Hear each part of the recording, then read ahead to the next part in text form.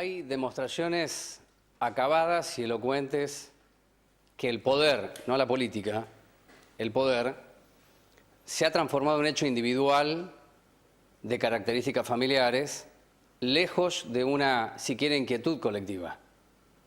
Borocotó fue un avanzado para muchos y después de él todo se volvió simétrico en el sentido de la pérdida de identidad para hablar del poder en nombre de la política.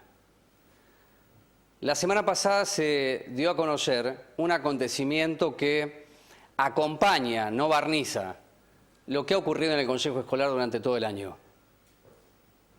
Las líneas de acción institucional fueron mutando en la medida que el oficialismo perdió control en la presidencia de Bersoni. Bersoni se recostó en una pelea abierta y pública con la Secretaría de Educación y el intendente Festa, se recostó Bersoni políticamente en el Frente Renovador y así no solamente se sostuvo en la presidencia, sino que cambió la mayoría. Y en un cuerpo colegiado de 10, de pronto Bersoni siendo presidenta y el Frente Renovador constituyéndose en un bloque de 4, es decir, Galián ya dejaba de votar con el oficialismo como ocurrió en el comienzo y se alineaba al masismo.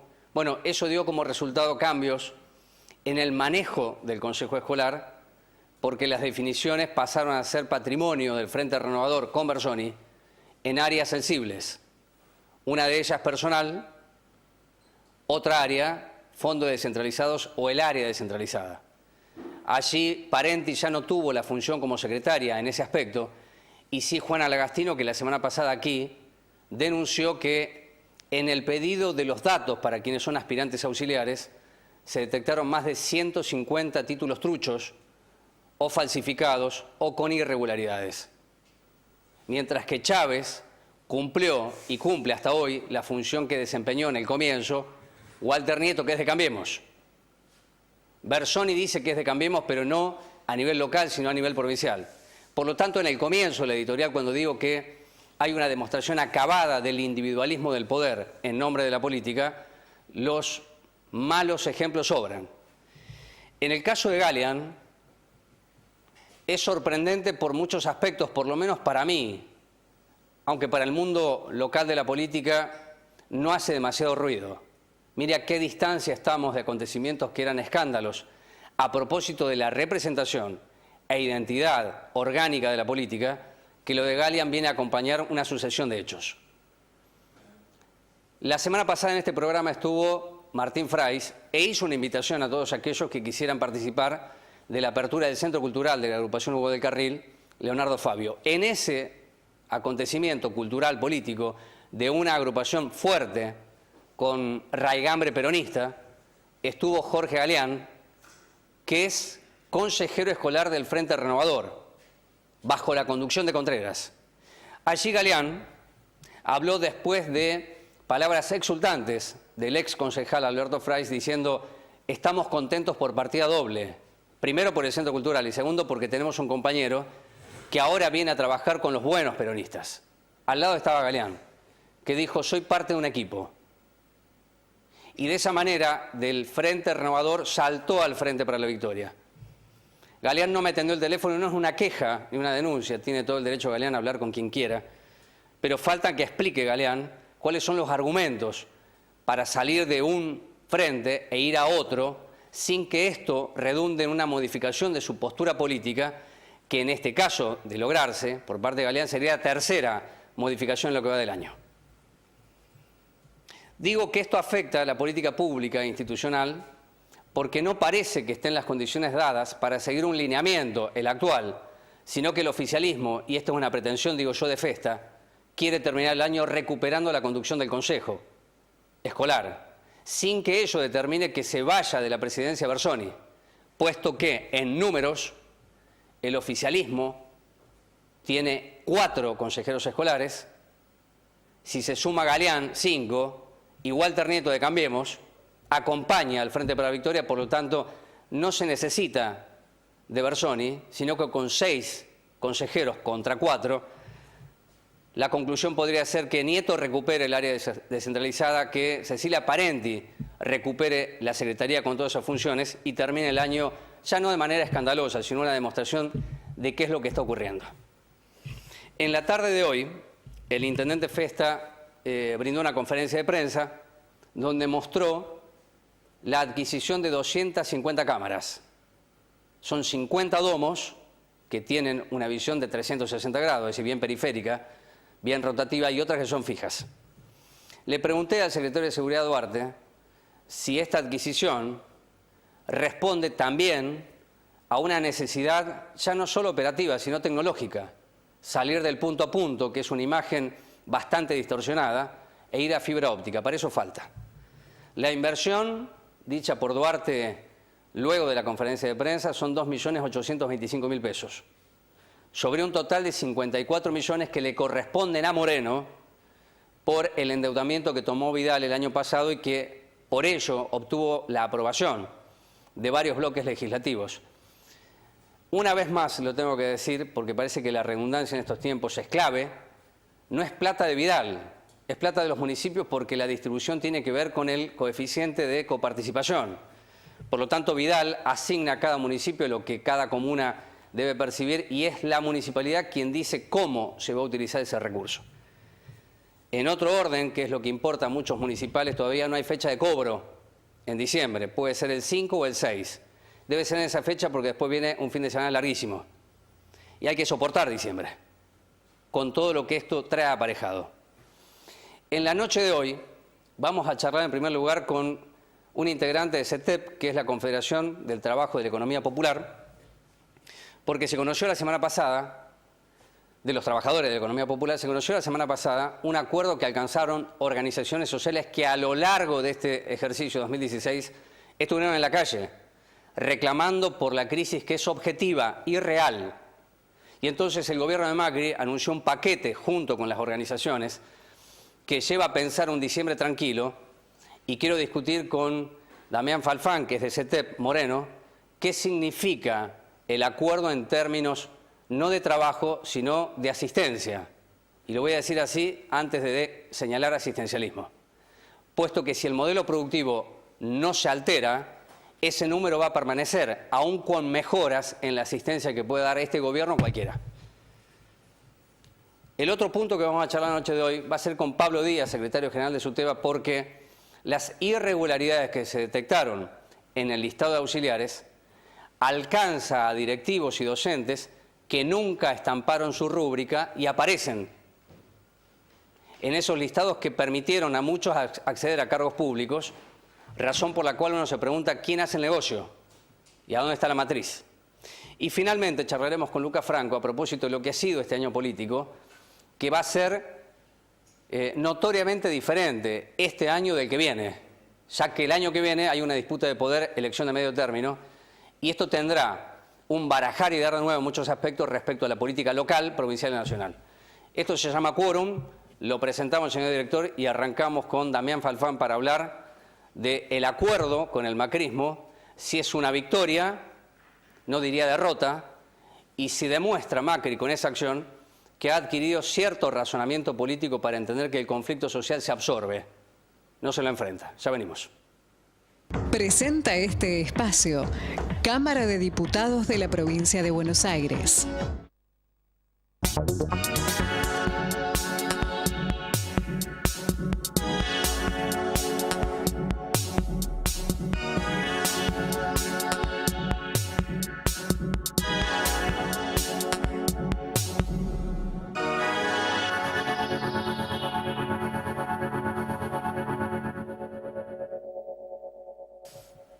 Cuando el conflicto era parte de la vida cotidiana y provocaba una acción política en la calle, un espacio que jamás se debe perder, la discusión era el modelo.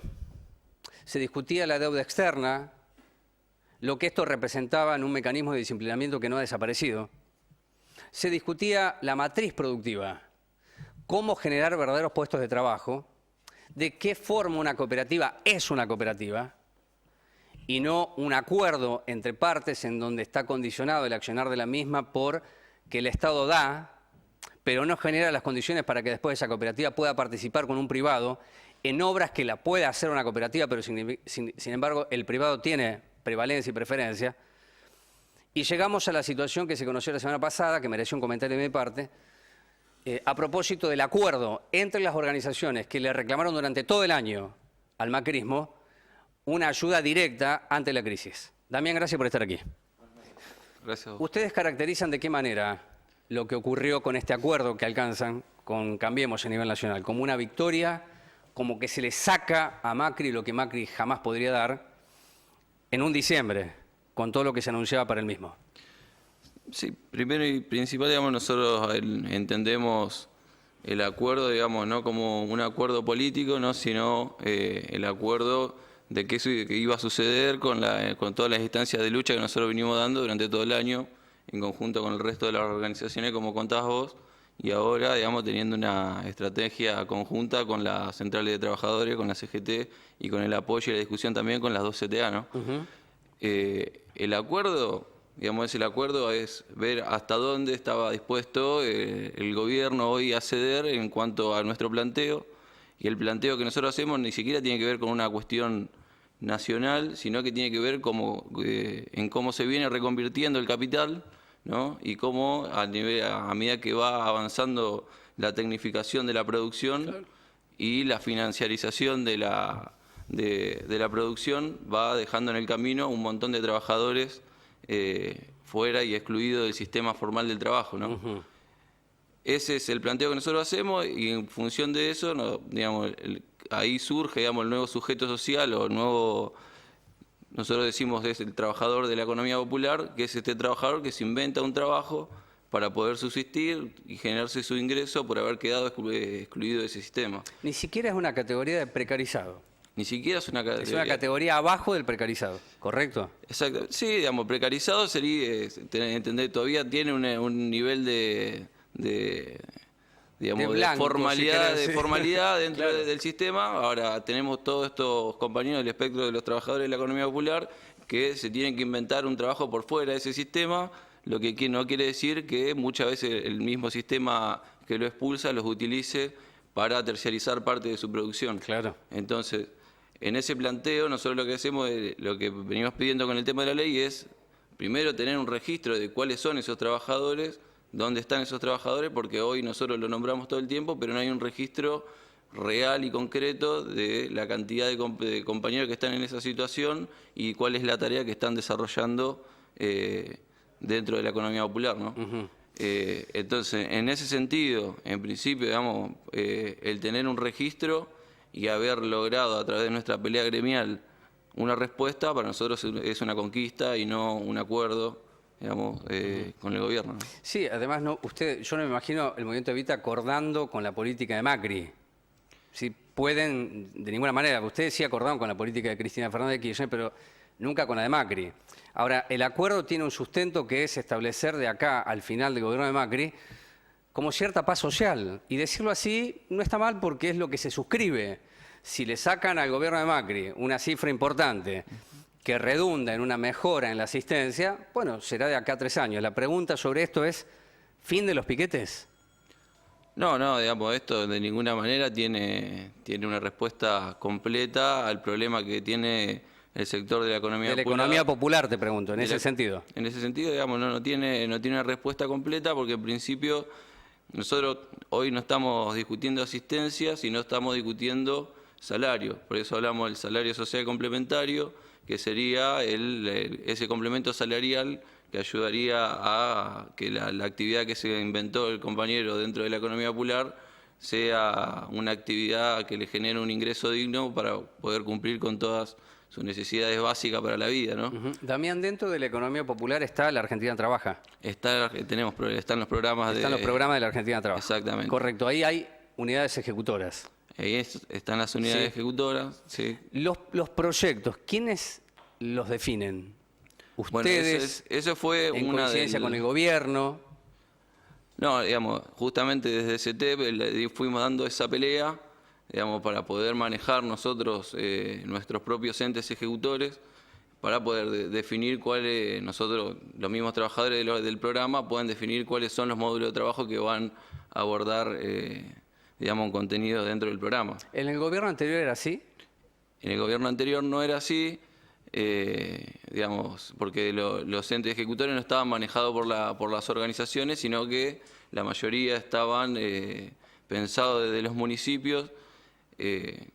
Digamos que eso en realidad sí fue para nosotros una falencia en el programa, porque digamos, estaba puesto el eje de la construcción de los ámbitos de trabajo, las tareas que se desarrollaban dentro del programa, siempre en función de los municipios, que es entendible y no es una crítica, sino que es entendible que según desde donde uno se pare para construir la actividad, va a estar construida con los intereses o las necesidades que tenga quien va a construir esa tarea, y obviamente para los municipios la tarea central era la obra pública y el espacio verde.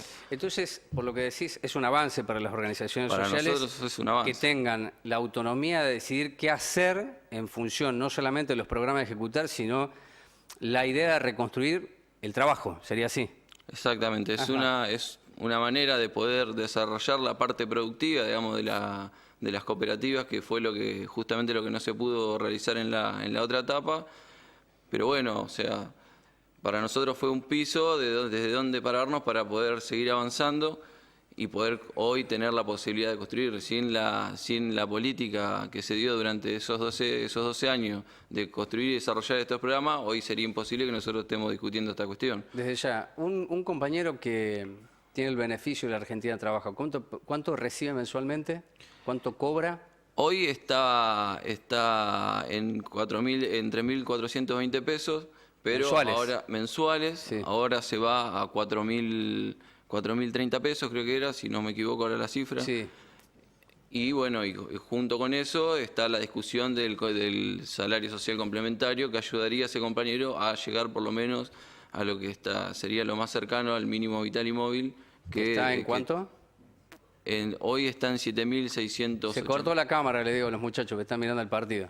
Ah, Sí, sí, pero bueno, esto también puede ser radio. Claro. Puede ser radio, sí.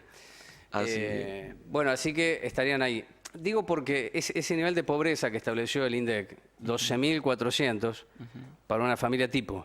Hay muchísimos compañeros que son padres de 5 chicos, de 4 niños, entonces estamos muy lejos de aquello. La pregunta es, ¿cómo se alcanza, no ese nivel económico, sino esa inclusión que le da la posibilidad a un trabajador de la economía informal sentirse parte de un engranaje distinto al actual?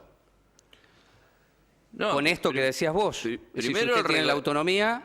Primero la autonomía y después Sí. el reconocimiento y el hecho de poder discutir en términos de, digamos, desde la figura de trabajador y no de subsidiado o de beneficiario de un programa. Sí. O sea, la CETEP es lo que pretende ser, es un sindicato que es muy difícil a veces de entender y de explicar, digamos, porque estamos acostumbrados a una cultura gremial que viene atado siempre a una actividad del sector formal. Entonces, Claro. es muy complicado a veces explicarlo, pero ese es para nosotros nuestro primer paso.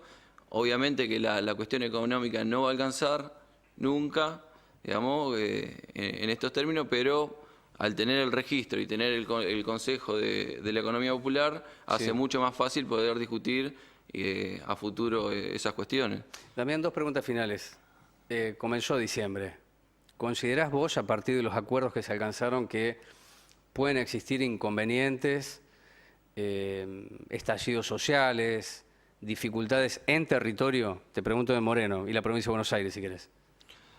Mirá, es siempre, llegado diciembre, siempre está durante los 12 años anteriores, de la etapa anterior, donde a mi entender fueron los mejores 12 años de mi vida, siempre a fin de año, inclusive aunque veníamos en una situación de avanzada, estaba ese peligro. Ahora yo creo que mucho más. Ahora, si me preguntás qué es lo que yo quiero, yo ojalá, digamos, no se dé, porque lamentablemente cada vez que sucede un estallido de esa magnitud, digamos, o en ese sentido, los presos, los golpeados, los muertos, y los ponemos nosotros, los ponemos los compañeros de los sectores populares.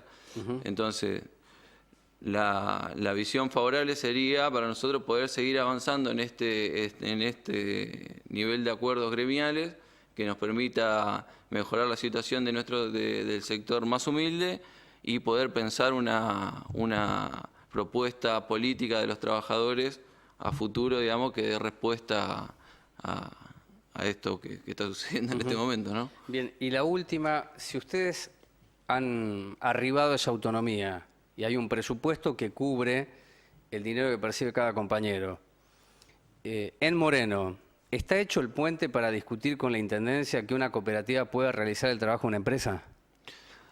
Mirá, eso hasta el momento no, digamos, hoy en Moreno hay 5 entes ejecutores, no hay solamente uno. El ente ejecutor de CTEP compone no solamente el distrito de Moreno, sino Moreno José Paz, el cual el responsable de ese ente soy yo también, ¿no? Como responsable del sindicato. Pero todavía es una discusión que todavía no estamos pudiendo dar con el municipio, inclusive es como muy difícil llegar Después de 12 años al diálogo. es difícil. Es difícil.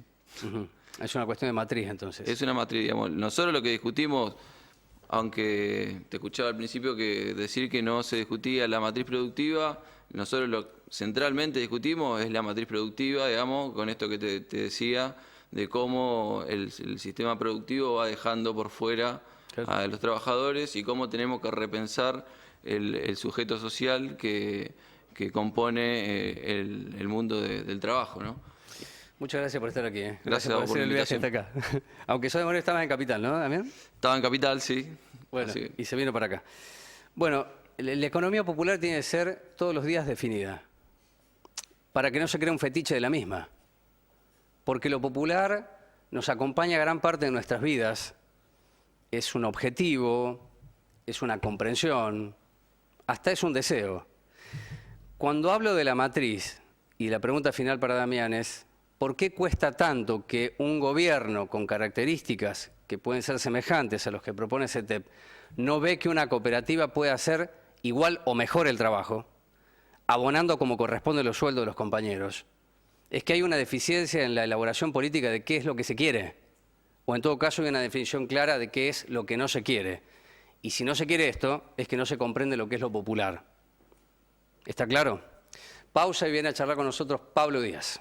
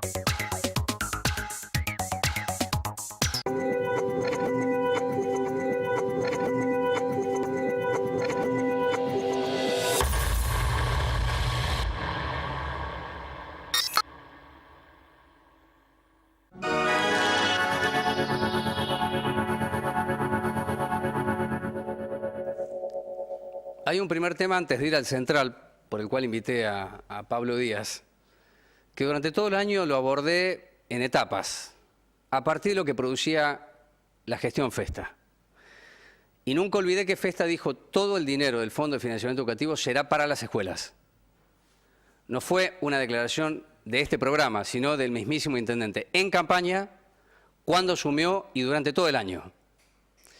Les conté a ustedes hace 2 semanas atrás que había una cifra que es la que la Secretaría de Educación dice: nosotros vamos a demostrar que esto hemos utilizado de acuerdo a las reuniones pactadas en UEGD y lo que se denunció en su momento, la falta de materialización de la promesa, 31 millones de pesos.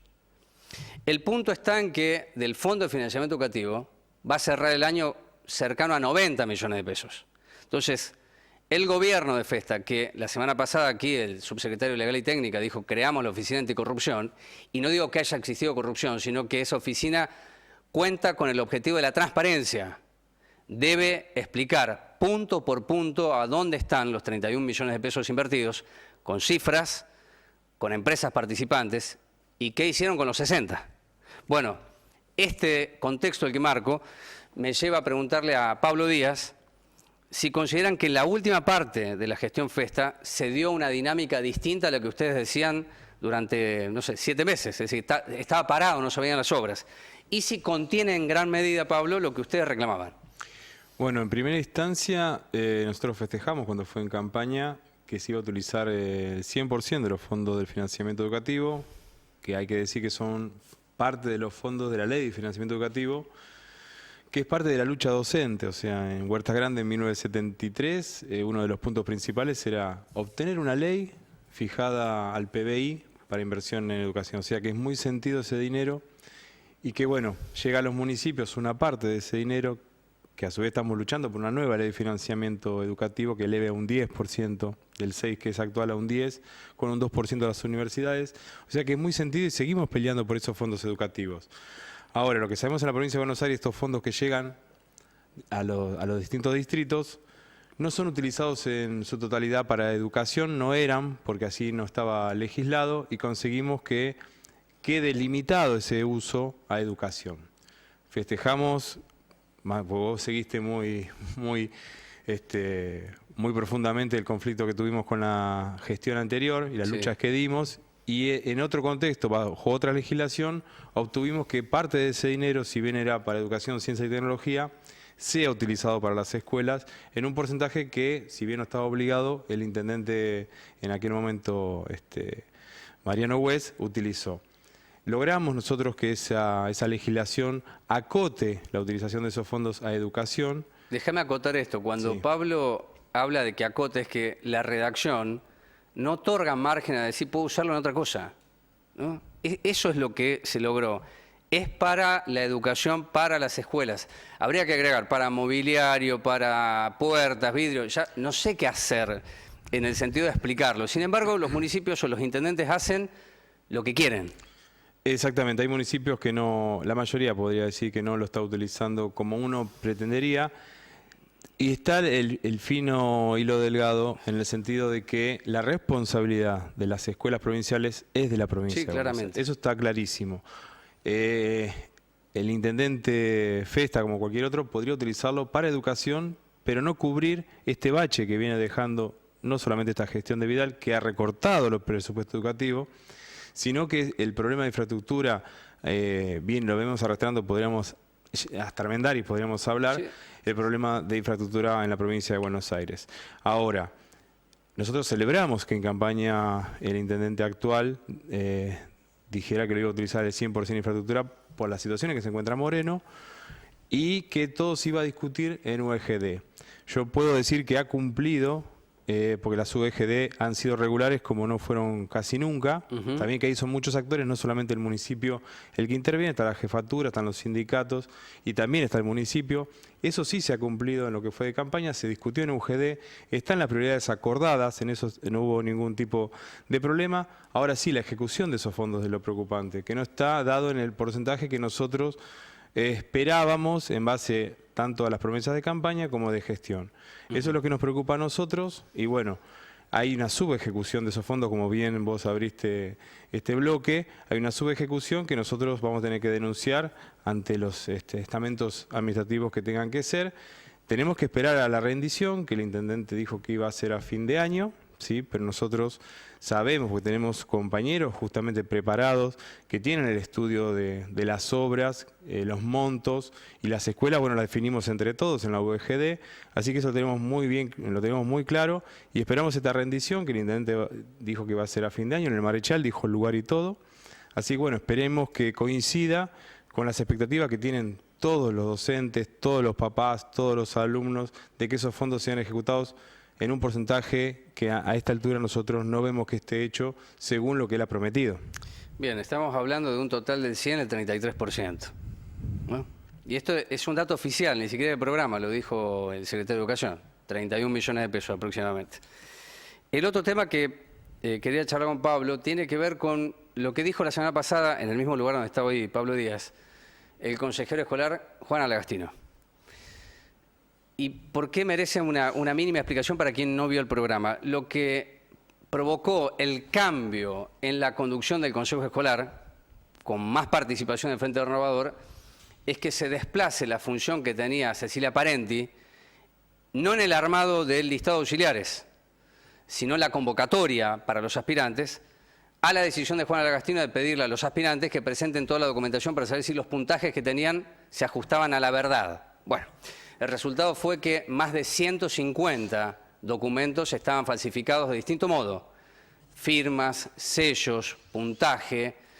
Y me parecía atinado preguntarle a Suteba y a su secretario general qué hacer ante esto, porque parece que se abrió una caja de Pandora y van cayendo personas que no firmaron nunca, que nunca pusieron el sello, sin embargo están ahí.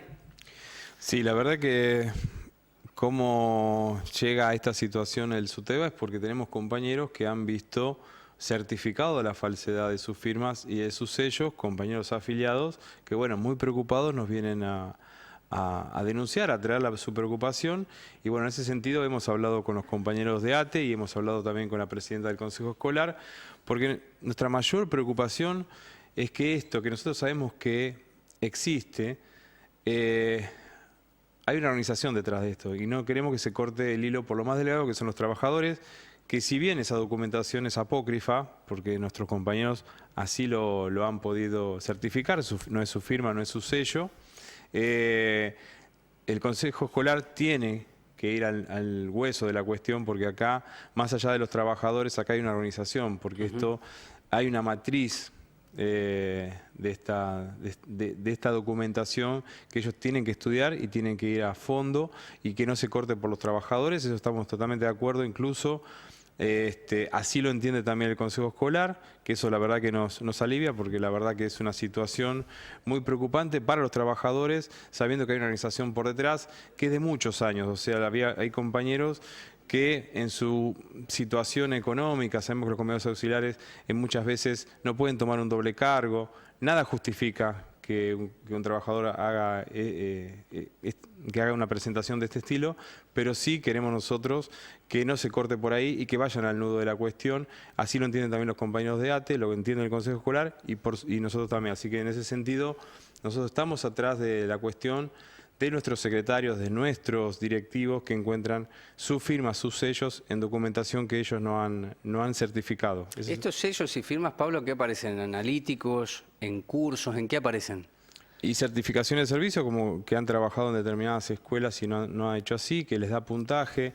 Nosotros defendemos muchísimo el sistema nuestro de puntaje, de revisión de títulos, de validaciones, de actos públicos, y siempre vimos con preocupación la situación de auxiliares. De auxiliares, sí, que inclusive uno siendo compañero de escuela con ellos, siempre nos expresaban que ellos tendrían que tender a un sistema como el nuestro, que más allá de todas las dificultades, problemas, reclamos, que falta puntaje, que no llegan los reclamos, es muy transparente, son actos públicos y nosotros siempre vivimos con preocupación esa situación por la que vivían. Espero que esto sirva para quien es el responsable del control, que es el Consejo Escolar, pueda resolverlo y que sea con profundidad y que no sea, como ya te digo, que se corte por el trabajador que quizás cometió esta irregularidad que de ninguna forma es salvable, ¿no es cierto? Vos de pibe estás en el gremio, ¿no? Y cuando decías hace muchos años, ¿sabés dónde está la organización? ¿Intuís dónde puede estar esa organización? Porque hoy, no solamente vos, Parenti está hablando de eso, Juan Alagastino está diciendo que hay eso. Es decir, el Consejo parece que está decidido ahora. ¿Ir a fondo? No lo sé. Pero debería. Debería, porque si no, ¿cómo se corta la estructura si hay una matriz y hay una organización?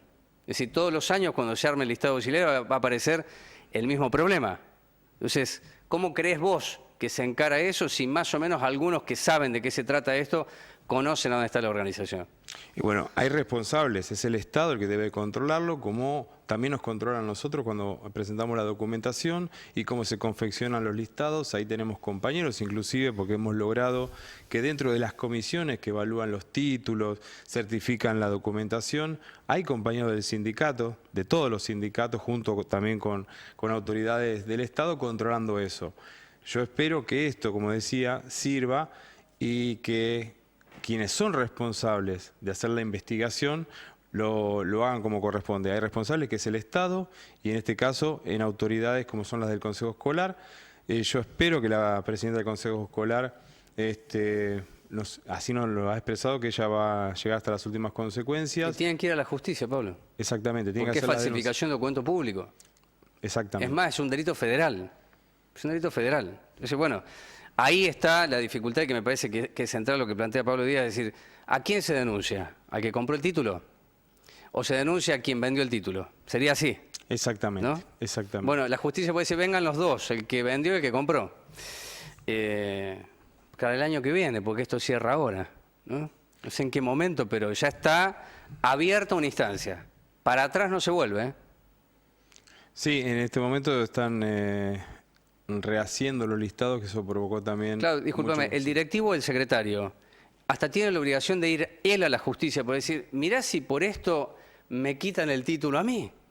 Es eso lo que está pasando. Hay vías administrativas que uno tenemos que sostener y tenemos que no sobrepasar. Sí, la recomendación de ustedes como gremio a esa persona que encontró que su firma está falsificada es que se agoten las vías administrativas. ¿Sería exactamente, así? exactamente. Tiene que hacer la denuncia ante el Consejo Escolar, que eso está hecho. Los compañeros nos han traído copia de esas denuncias para estar en conocimiento y para actuar también como lo hemos hecho en esta situación.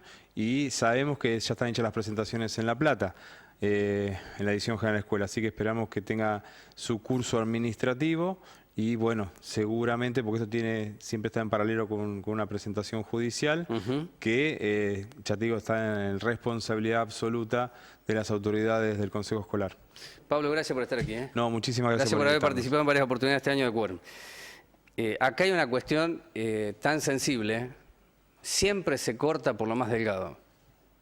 Por eso las estructuras siguen subsistiendo a pesar de todos aquellos que van quedando en el camino. De allí que son estructuras conservadoras. Ahora, el que tuvo que comprar el título para obtener un trabajo que no está bien remunerado, dice, yo no lo puedo perder. Ahora, el que no compró un título y quiere acceder a ese trabajo, dice, ¿y por qué yo tengo que soportar esto? De allí que la estructura sigue ganando. Hasta tanto, los que manejan otra estructura dicen, basta, y van hasta las últimas consecuencias. ¿Será esta la oportunidad? Bueno, veremos, queda poco para que termine el año, pero el listado sigue. No se cerró la historia. Pausa y viene a charlar con nosotros Lucas Franco.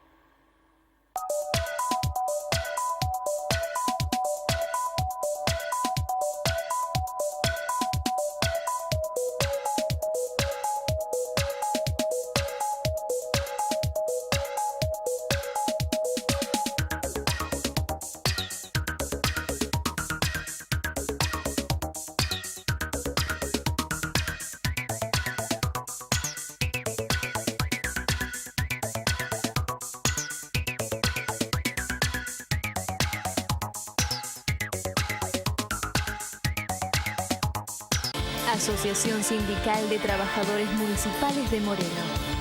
Del lado del trabajador. En defensa de nuestros derechos laborales y abiertos a la comunidad de Moreno.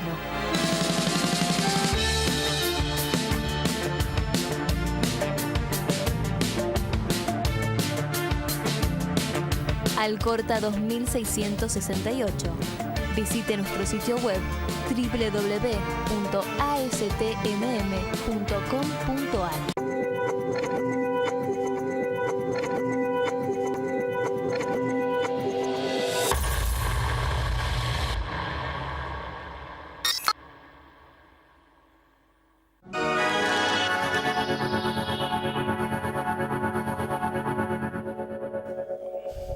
A ver, para hacerlo dinámico al último tramo del programa, preguntas-respuestas sería esto, es Libres del Sur, es una estructura que en términos territoriales no solamente persiste, sino que es actor político. De allí llevarlo a un plano institucional tal vez es el salto que quiere dar Libres del Sur hace mucho tiempo, es decir, representación institucional del Consejo Deliberante. Es probable que esto ocurra el año que viene si es que las fusiones se dan, como todo indica que puede darse, pero la versatilidad hace que, por lo menos de mi parte, no pueda decir esto es así, ¿no? Porque se discute no la política, sino el poder. De allí que la consulta para Lucas Franco es qué evaluación hace él de Libres del Sur respecto a la relación institucional que se ha mantenido durante todo el año con el gobierno de Festa. Gracias por estar aquí. Buenas noches, Rubén, gracias por la invitación. Nosotros advertimos al inicio de la gestión de Walter Festa una vocación de construir canales de diálogos distinta a la que vimos con el anterior gobierno. Digo, para graficar, nosotros hemos tenido varias reuniones con el intendente en la que pudimos llevar propuestas, reclamos, inquietudes, poner alguna sincronía en común con otras fuerzas políticas para trabajar temas. Digo, recuerdo la mesa para trabajar el tema de las viviendas inconclusas en Villanueva y La Perla. Eso nosotros lo advertimos como un salto en la calidad, en la relación política de los distintos actores políticos.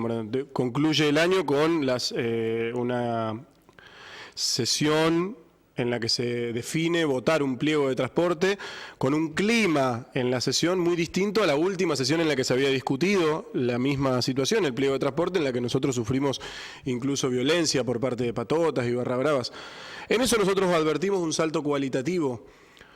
Lo que sucede es que la última vez que estuve en el programa, uno de los análisis que hacíamos era la preocupación que nosotros sentíamos por la inmensa expectativa que había generado el recambio de la gestión y por la falta de soluciones concretas a esas expectativas. Digo, de ir acompañando esa inmensa expectativa que se generó por el recambio de 20 años de gobierno de un mismo grupo político que salía del gobierno e ingresaba a otro. Bueno, a eso hay que acompañarlo con respuestas concretas y pienso rápidamente. Se inició el año planteando que se iba a ir en un camino de municipalización del servicio de recolección de basura y eso no pasó. Y hoy el servicio municipal de recolección de basura en Cuartel Quinto es un desastre. No pasan durante semanas enteras. Si uno puede ir al barrio Namucurá a mirar y va a ver los pilones de basura y las bolsas acumuladas en los cestos de los vecinos. Arrancamos el año, pero a mitad de año los vecinos de 25 de mayo reiteraron la necesidad de cambiar la estructura de prevención de la policía en el barrio.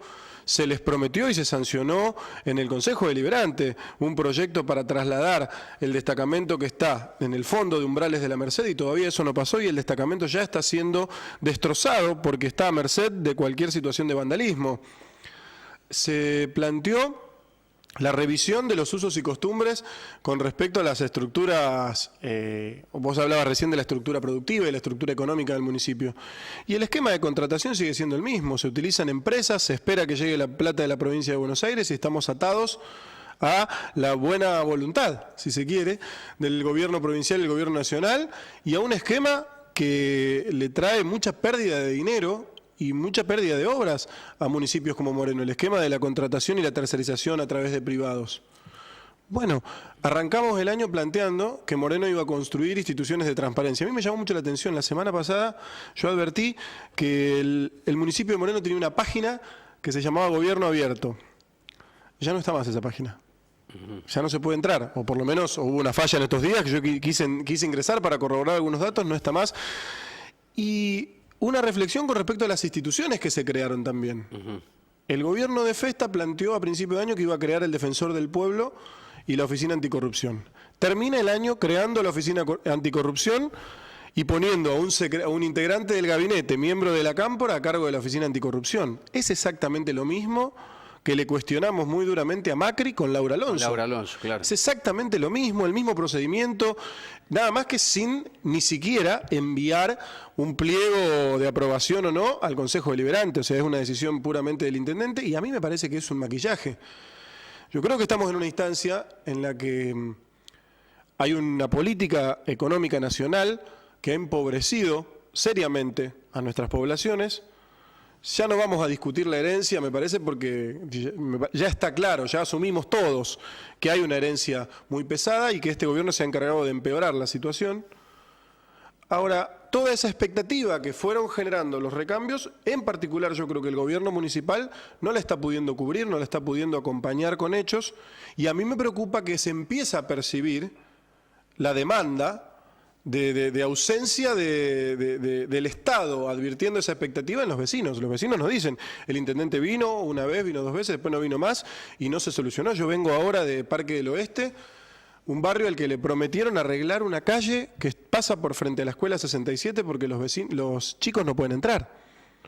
Hay una deuda histórica de esa comunidad porque el edificio de la escuela está partido en 2, a los 2 lados de la ruta.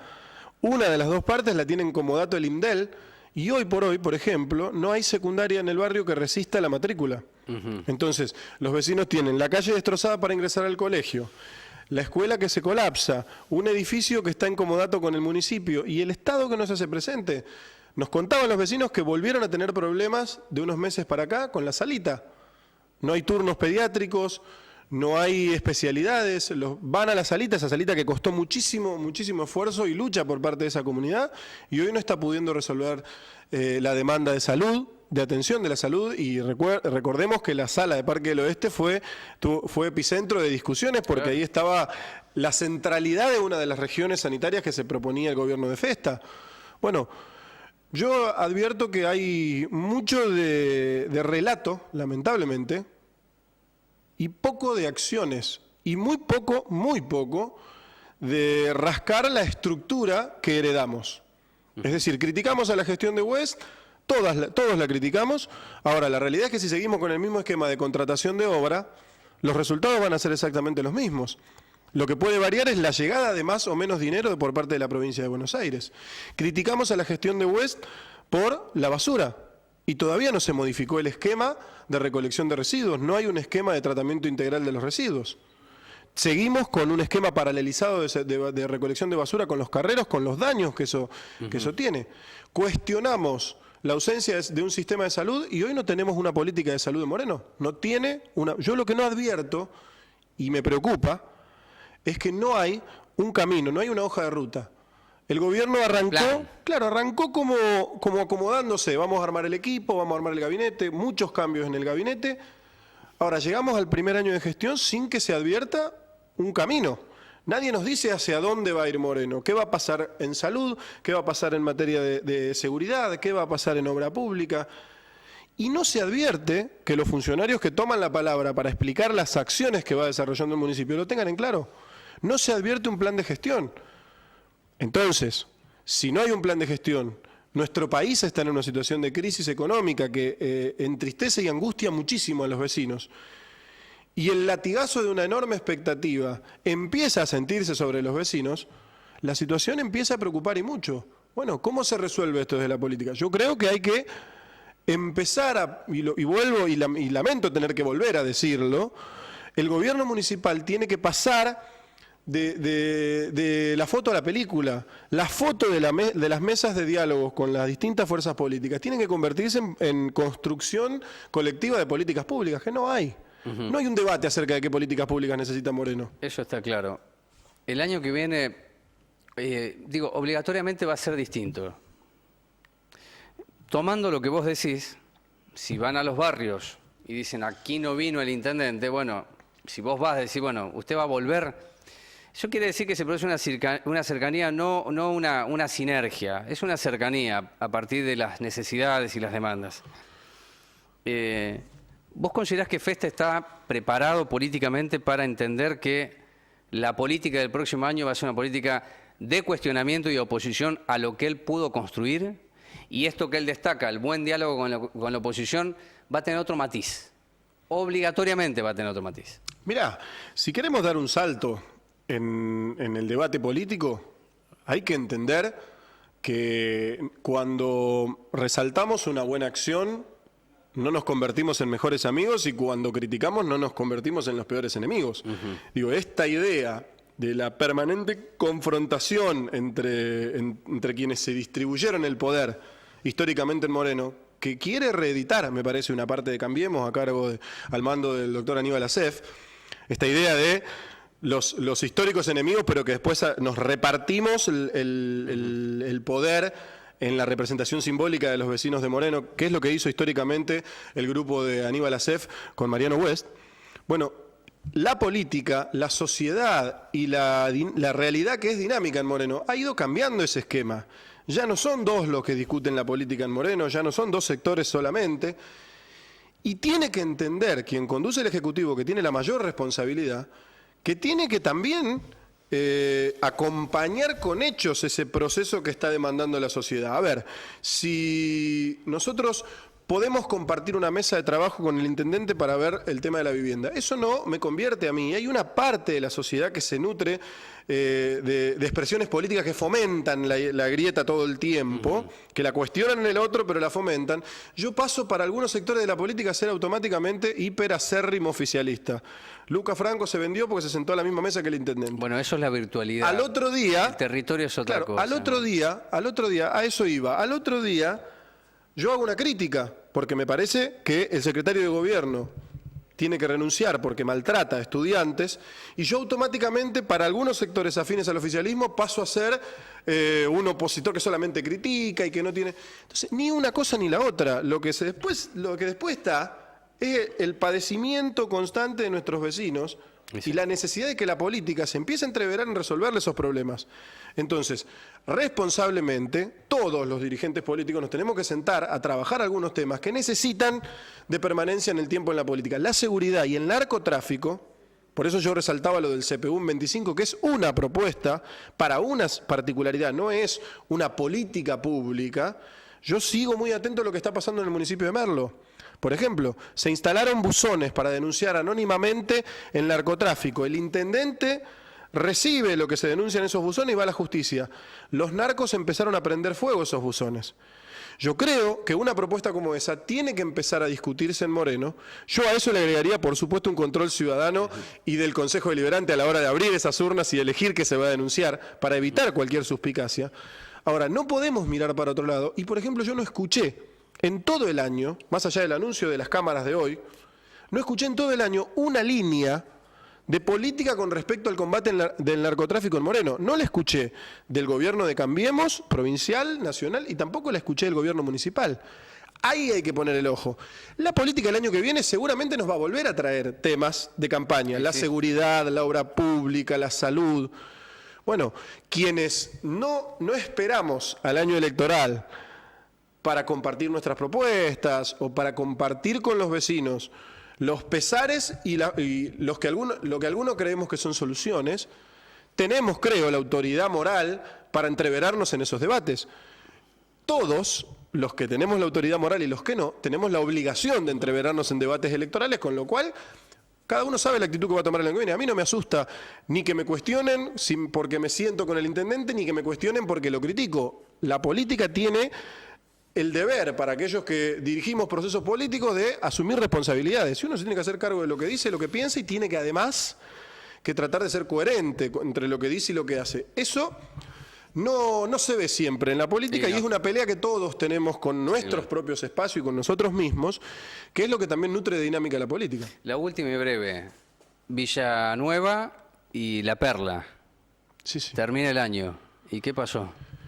Mira, nosotros fuimos... Estoy hablando de los planes federales de vivienda. Autoridades de la provincia que han planteado que estaba firmada la obra para que se reactiven las obras. En el mapita de obras de la provincia de Buenos Aires, interactivo por internet, que ha desarrollado esta nueva gestión, también aparece la obra. Lo que falta es que se tome la decisión. En un principio habían dicho que eso lo iban a ejecutar a través de las distintas cooperativas. Vos hablabas recién con integrantes de la CETEP. Bueno, las distintas cooperativas y los distintos entes ejecutores se iban a hacer cargo de la construcción de esa obra. Todavía esa obra no está firmada. Yo creo que sería un paso interesante, porque la provincia estaría dando una muestra de que quizá es posible hacer obra pública en la provincia de Buenos Aires, en los municipios, a través de la economía popular y no a través del viejo esquema de contratación que termina con los bolsos de López en los conventos. Es interesante para seguir y para pelear. Y sería una muestra interesante de que el consenso en la política logra política pública y de que se puede hacer obra pública sin tener que ser preso del sistema de las empresas privadas. Eso es un mensaje tanto para la gestión Macri, para la gestión Vidal y para la gestión Festa. Ante la crisis hay que resolver poniendo protagónicamente a los vecinos en sus organizaciones a resolver los problemas de, por ejemplo, infraestructura que tiene el municipio. Gracias por estar aquí, Lucas. Gracias a ustedes. Bueno, yo le decía la semana pasada y quiero cerrar, porque nos quedan creo que 3 programas o 2 programas. El último, lo voy a adelantar hoy, voy a invitar a un gran amigo y compañero como es Jorge Rulli, que es un peronista de la Resistencia del año 1955. Y hace poco tiempo me dijo, ¿cómo hacemos para cambiar el mundo? Tiene sus años el viejo. Y todavía se pregunta, ¿cómo hacemos para cambiarlo? Es decir, él vive la política, porque es un político, independientemente del cargo, independientemente del poder. La preocupación que yo he manifestado a lo largo del año, además si hay plan y si existe planificación, es el severo riesgo que se corre si no hay prolijidad. Y no porque la demande, sino que la administración pública tiene normas que deben ser básicamente respetadas. Y no es a los ponchazos. Un municipio no es un almacén de ramos generales, es un municipio. Un funcionario no es un bombero voluntario, es un funcionario que asume una carga pública para ejecutar políticas públicas.